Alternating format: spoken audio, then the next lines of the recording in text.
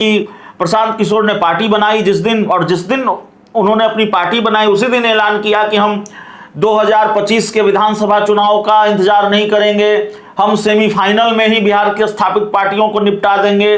वो बिहार विधानसभा की जिन 4-5 सीटों पर उपचुनाव होने थे उसकी बात कर रहे थे, तो वहां भी उनका खाता नहीं खुला, जमानत जब्त हो गई कुछ सीटों पर। तो जनता दल यूनाइटेड भी अपनी सिटिंग सीट, विधान परिषद की सिटिंग सीट, तिरहुत की सिटिंग सीट हार गई। और हारी नहीं, जो सीट भी जेडीयू के कब्जे में थी उस सीट पर जेडीयू चौथे नंबर पर रही। तो उस तरह से तो मुख्यमंत्री रहे नीतीश कुमार को भी इस्तीफा दे देना चाहिए था, वैसा होता नहीं जैसा प्रशांत किशोर बता रहे हैं। खैर, तो अब आते हैं भारतीय जनता पार्टी की बात करते हैं, उसके बाद इंडिया गठबंधन की बैठक पर आएंगे, महागठबंधन की बैठक पर आएंगे।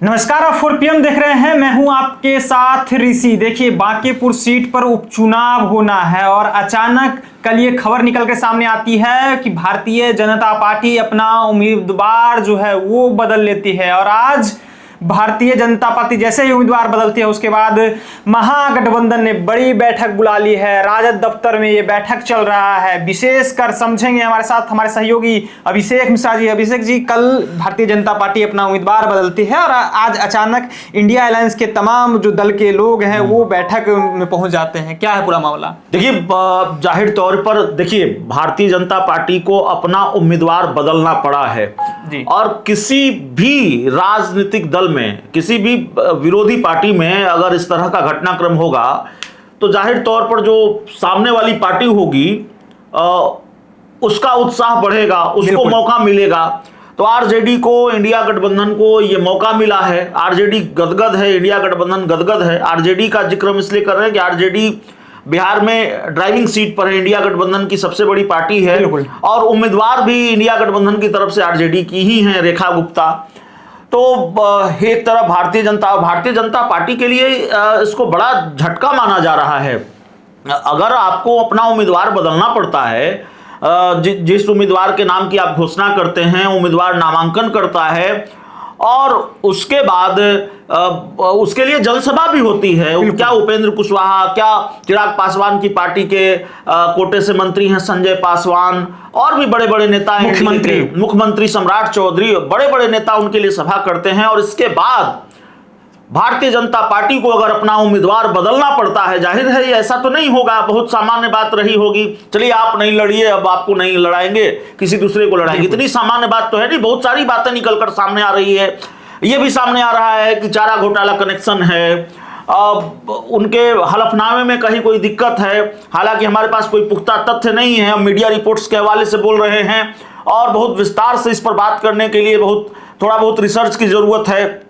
तो हम जरूरत पड़ेगी तो इसके बारे में बहुत विस्तार से भी बताएंगे। लेकिन बहुत सारी कहानियां निकलकर सामने आ रही हैं कि बहुत कुछ हुआ, मतलब परसों दोपहर से लेकर कल उम्मीदवार बदले जाने के फैसले के बीच भारतीय जनता पार्टी के अंदर बहुत मंथन चला, बहुत कुछ हुआ और उसके बाद भारतीय जनता पार्टी ने आखिरकार यह फैसला लिया कि नहीं, उम्मीदवार तो बदलना पड़ेगा। अब भारतीय जनता पार्टी ने अब अपना उम्मीदवार बदला है और इस बीच आज एक इमरजेंसी मीटिंग आरजेडी दफ्तर में इंडिया गठबंधन की चल रही है और जाहिर है हौसला बढ़ा है आरजेडी का, इंडिया गठबंधन का।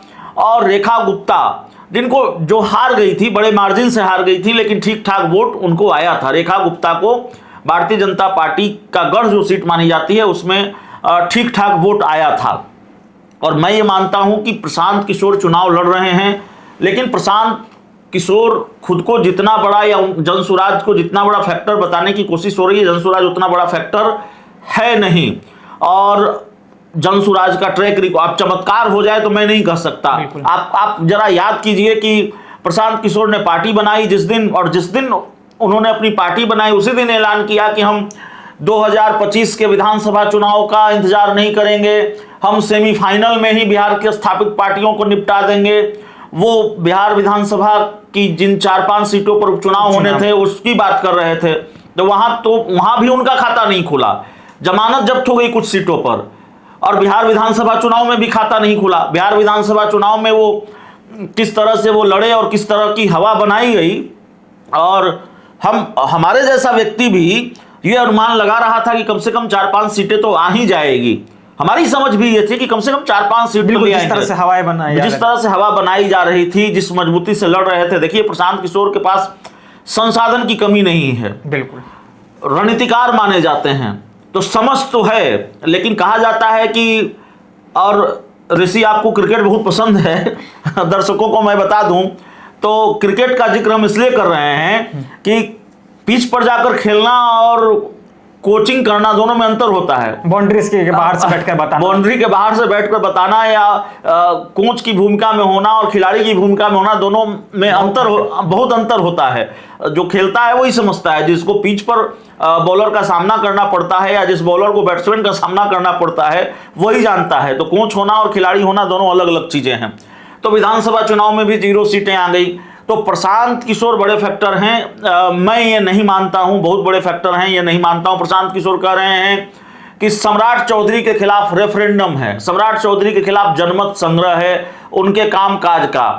तो भाई बिहार में ठीक है, सम्राट चौधरी मुख्यमंत्री बने। वैसे तो जनता दल यूनाइटेड भी अपनी सिटिंग सीट, विधान परिषद की सिटिंग सीट, तिरहुत की सिटिंग सीट हार गई। और हारी नहीं, जो सीट जेडीयू के कब्जे में थी उस सीट पर जेडीयू चौथे नंबर पर रही।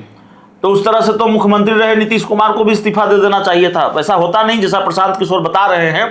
खैर, तो अब आते हैं भारतीय जनता पार्टी की बात करते हैं, उसके बाद इंडिया गठबंधन की बैठक पर आएंगे, महागठबंधन की बैठक पर आएंगे। भारतीय जनता पार्टी को उम्मीदवार बदलना पड़ा है, नया उम्मीदवार आया है। अब उम्मीदवार तो बदल दिया, इस उम्मीदवार बदलने के पीछे की कहानी यह भी है कि भाई ये थोड़ी बहुत हार प्रशांत किशोर के लिए भी है। भाई उनका प्लान लीक हो गया। इस उम्मीदवार के बारे में प्रशांत किशोर नामांकन की तारीख खत्म होने के बाद खुलासा करने वाले थे, ताकि भारतीय जनता पार्टी कोई नया उम्मीदवार अपनी पार्टी से न दे पाए, किसी निर्दलीय उम्मीदवार को उसको समर्थन करना पड़े। और प्रशांत किशोर ये कहते फिरे हैं कि भाई बीजेपी का तो पहलवान ही मैदान छोड़ गया, अब तो बीजेपी का कोई पहलवान ही नहीं है, अब तो हम ही हैं।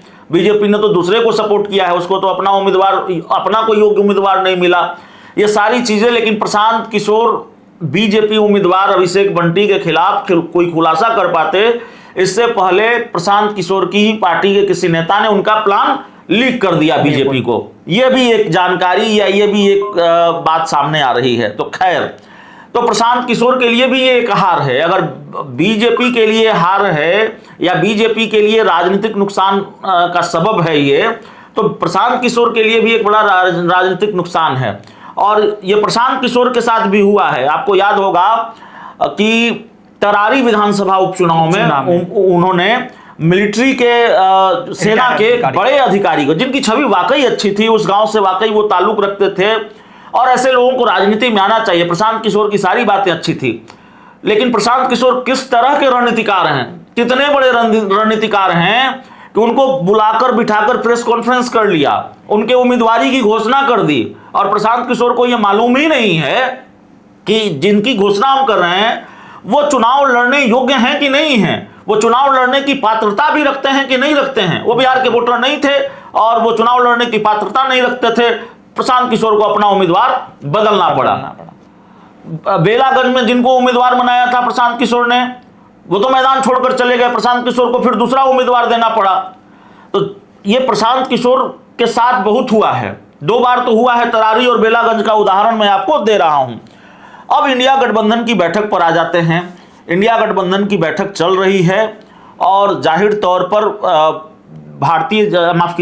जनता दल यूनाइटेड की चिंता कांग्रेस ने दूर कर दी है। कांग्रेस आरजेडी का साथ दे रही है, वरना कांग्रेस की नाराजगी सामने आ रही थी कि भाई, और प्रेस कॉन्फ्रेंस थी जब उम्मीदवार की घोषणा हो रही थी तो इंडिया गठबंधन का कोई दूसरा नेता मौजूद नहीं था। तो एक मैसेज जा रहा था कि अनबन है, खटास है, और कांग्रेस का और इंडिया गठबंधन के बाकी दलों का साथ मिलेगा कि नहीं मिलेगा। लेकिन आज जब इंडिया गठबंधन की बैठक है तो जो मेरी जानकारी है तकरीबन सभी दलों के प्रतिनिधि इस बैठक में मौजूद हैं। अब बैठक खत्म होगी, उससे क्या निकलकर सामने आएगा वो भी हम अपने दर्शकों को बताएंगे। लेकिन अब एक तरह से कह सकते हैं, अब वैसे बांकीपुर की लड़ाई इंडिया गठबंधन के लिए आसान नहीं है तो बीजेपी का गढ़, ये तो मानना पड़ेगा। लेकिन ये बीजेपी के लिए भी आसान नहीं है। भारतीय जनता पार्टी अगर ये कह रही है कि हम किसी को भी लड़ा देंगे, किसी को भी खड़ा कर देंगे तो वो यहां से चुनाव जीत जाएगा। नहीं, इतना आसान नहीं है बांकीपुर का मामला। आप वीणा मानवी चुनाव लड़ रही हैं तेज प्रताप यादव की पार्टी से, अब वो किसका खेल खराब करेंगी? प्रशांत किशोर किसका खेल खराब करेंगे? प्रशांत किशोर क्या इस बात की गारंटी है कि वो आरजेडी का ही खेल खराब करेंगे, इंडिया गठबंधन का ही खेल खराब करेंगे?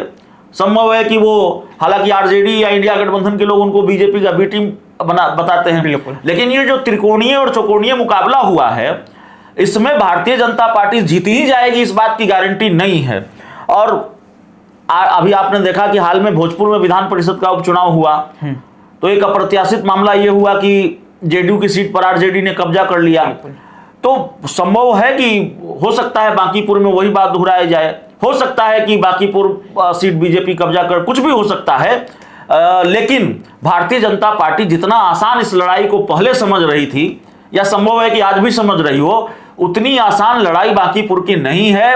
और अब आज से पहले तक ये मैसेज जा रहा था कि भाई आरजेडी इस चुनाव को लड़ भी रही है, लड़ने के लिए लड़ रही है कि बस यूं ही लड़ रही है, तेजस्वी यादव नहीं है और वो रेखा गुप्ता के लिए प्रचार नहीं कर रहे हैं, वो शायद बिहार से बाहर हैं, विदेश में हैं, कहाँ हैं। लेकिन आज इंडिया गठबंधन की ये बैठक बुलाकर मैसेज दिया गया है कि नहीं, हम इस लड़ाई को मजबूती से लड़ रहे हैं और लड़ने के लिए नहीं लड़ रहे हैं, जीतने के लिए लड़ रहे हैं। लेकिन हार जीत तो तब तय होगी जब इस चुनाव के नतीजे आएंगे। लेकिन अगर इंडिया गठबंधन मजबूत हुआ तो भारतीय जनता पार्टी की चिंताएं बढ़ेगी। वैसे भी एक राजनीतिक मुश्किल बीजेपी के सामने आई इस चुनाव के दौरान की उम्मीदवार बदलना पड़ा जी। तो चलिए इस पूरी रिपोर्ट में जिस तरह से हम बातचीत कर रहे थे बांकीपुर सीट को लेकर के कि किस तरह से भारतीय जनता पार्टी के सामने जो है राजद के प्रत्याशी और लास्ट में भारतीय जनता पार्टी को अपना प्रत्याशी जो है वो बदलना पड़ा। फिलहाल इस रिपोर्ट में इतना ही। आप देख रहे थे 4 PM। बहुत बहुत धन्यवाद।